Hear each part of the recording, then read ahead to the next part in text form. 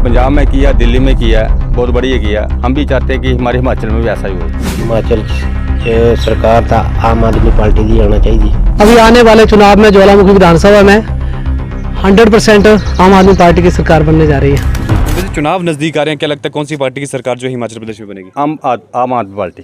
Sir किस वजह से लगता है कि आम आदमी पार्टी की सरकार जो हिमाचल में देखो, जो पंजाब में किया, दिल्ली में किया, बहुत बढ़िया किया। हम भी चाहते हैं कि हमारे हिमाचल में भी ऐसा ही हो। हिमाचल सरकार था आम आदमी पार्टी दी आना चाहिए। आम आदमी पार्टी होनी चाहिए। हाँ जी। सर आम आदमी पार्टी कौन सी नीतियाँ जो है आपको प्रभावित करती हैं, किस वजह से जो इनको आप चुनना चाहते हैं हिमाचल में? हम ऐसे चुनना चाहते जैसे पंजाब में हुआ।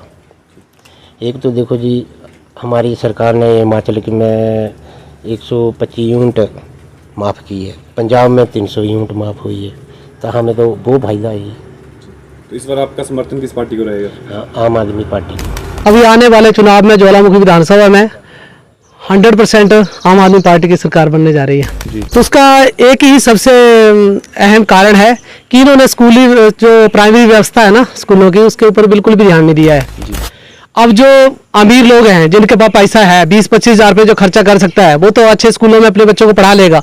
जो गरीब लोग हैं वो कहाँ जाएंगे?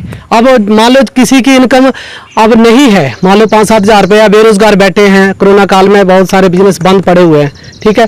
तो अब वो क्या करेंगे? अपने बच्चों कहाँ पढ़ाएंगे?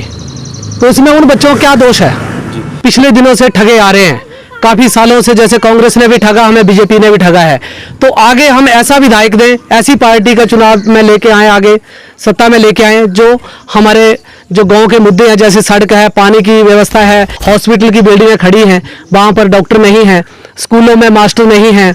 अब जो रास्ते हैं, सड़कें हैं, वहाँ पे खड्डे पड़े हुए हैं, बहुत बुरा हाल है, और नल लगे हुए, वहाँ पानी आता ही नहीं है।